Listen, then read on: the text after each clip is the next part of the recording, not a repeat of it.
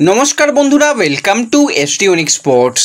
বন্ধুরা, এই ভিডিওতে আমরা কথা বলবো আবারও বেশ কিছু ট্রান্সফার নিউজ নিয়ে, যেখানে বিদেশি প্লেয়ারদের নিয়েই কিন্তু আমরা মূলত কথা বলবো।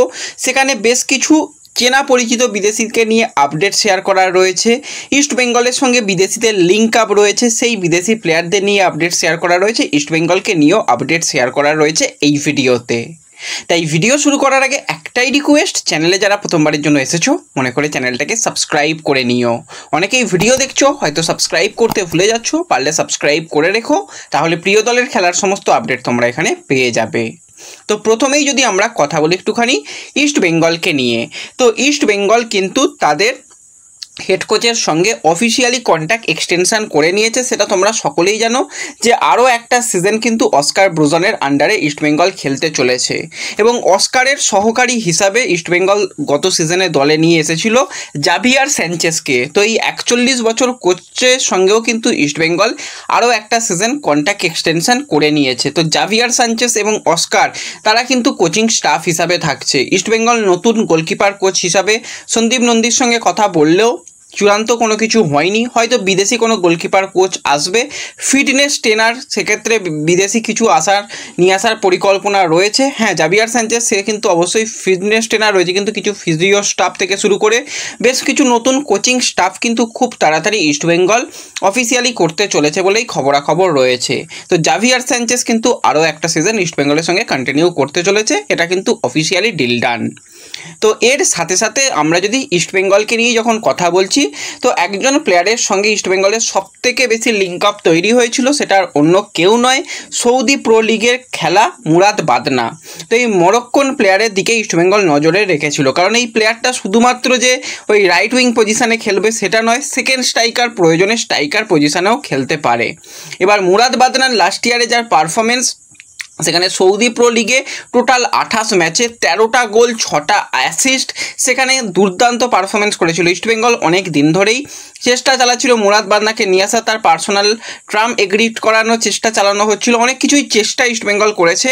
কিন্তু যেরকমটা আজকের দিনে দাঁড়িয়ে আমাদের কাছে আপডেট রয়েছে, মুরাদ বাদনা খুব সম্ভবত সে ইন্ডিয়াতে আসতে চাইছে না। ইস্টবেঙ্গল অনেক চেষ্টা করেও ইস্টবেঙ্গল তাকে নিয়ে আসতে পারছে না, সে নিজে আসতে চাইছে না, সে তার দেশেই ফিরে যেতে চাইছে। সে মরক্কোর সেকেন্ড ডিভিশন লিগে খেলার জন্য ইন্টারেস্ট শো করেছে এবং সেখানে কিছু ক্লাবের অফার পেয়েছে, সৌদি লিগ থেকেও তার কাছে অফার রয়েছে।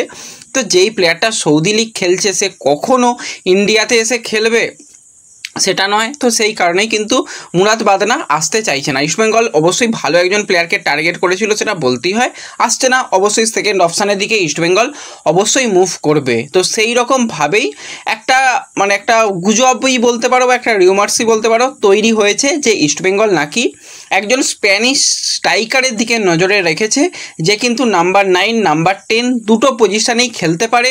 তার বয়স খুব বেশি নয়, সে কিন্তু স্প্যানিশ সেকেন্ড টায়ার লিগের কোনো ক্লাবে খেলছে, নাম এখনও জানা যায়নি। আনুমানিক বয়স ওই 28 থেকে 30-এর মধ্যেই তার বয়স হওয়ার সম্ভাবনা রয়েছে, এরকম একজন প্লেয়ারের সঙ্গে কথাবার্তা চালাচ্ছে। এবার আমরা যদি ইস্টবেঙ্গলের দলের দিকে তাকাই, তাহলে ইস্টবেঙ্গলের ঠিক একজন স্ট্রাইকার দরকার নাকি অন্য কোনো পজিশনের প্লেয়ার দরকার, সেটা একটুখানি তোমরা ভেবে দেখো। কারণ অলরেডি ইস্টবেঙ্গল মিগুয়েলের মতন প্লেয়ারকে সাইন করিয়েছে, রশিদের মতন প্লেয়ারকে সাইন করিয়েছে। রশিদ যে সেন্টার ব্যাক এবং ডিফেন্সিভ মিডিও দুটো পজিশনেই খেলতে পারে, মিগুয়েল ডিফেন্সিভ মিডিও ছাড়াও অ্যাটাকিং মিডিওতে খেলতে পারে, তাহলে মাঝমাঠের মোটামুটি ঠিকঠাক হয়ে গেছে। কিন্তু ইস্টবেঙ্গলের কাছে একজন পারফেক্ট গেম মেকার বা প্লে মেকারের কিন্তু অভাব রয়েছে। মিগুয়েলকে অনেকে বলবে হ্যাঁ মিগুয়েল তো প্লে মেকার, ভাই মিগুয়েল প্লে মেকার নয়। মিগুয়েল অবশ্যই সে মাঝমাঠে কিন্তু বল হোল্ড করতে পারে, মাঝমাঠ থেকে ভালো বল সাপ্লাই করতে পারে, কারণ সে মেন তার পজিশন হচ্ছে সিএম, এবং একজন সিএম কখনোই একজন এএম এর রোল ঠিকঠাকভাবে পালন করতে পারে না। তো সেক্ষেত্রে সিএম পজিশনে মিগুয়েলের সবথেকে সেরা খেলা দেখা গেছে, সেখানে 37 ম্যাচ খেলেছে ক্লাব কেরিয়ারে, 21টা গোল 17টা অ্যাসিস্ট। কিন্তু এএম পজিশনে 14টা ম্যাচ তাকে খেলানো হয়েছে, মাত্র 3টে গোলের ক্ষেত্রে তার অবদান রয়েছে। তো সেক্ষেত্রে বোঝাই যাচ্ছে যে একজন ইস্টবেঙ্গলের এমন এক প্লেয়ার দরকার যে প্লে মেকার। তো অবশ্যই একটুখানি ভাবনা চিন্তা করে প্লেয়ার সাইন করাতে হবে, যে ডিমি গোল করতে পারছে না বলেই আরও একজন স্ট্রাইকারকে ধরে নিয়ে চলে এলাম, সেটা করলে কিন্তু আখেরে ইস্টবেঙ্গলের জন্য খারাপ হবে। লাস্ট ইয়ারে যেটা ইস্টবেঙ্গল সব থেকে বড় ভুল করেছিল, দুজন সিবিকে সাইন করানো। একজন যদি সিবি কাম ডিফেন্সিভ মিডিও হতো তাহলে সাউল ছিটকে যাওয়ার পর দীর্ঘদিন ধরে ইস্টবেঙ্গলকে বিদেশি কম নিয়ে খেলতে হতো না, বা সেই পজিশনে প্লেয়ার ইস্টবেঙ্গলের কাছে ছিলই না।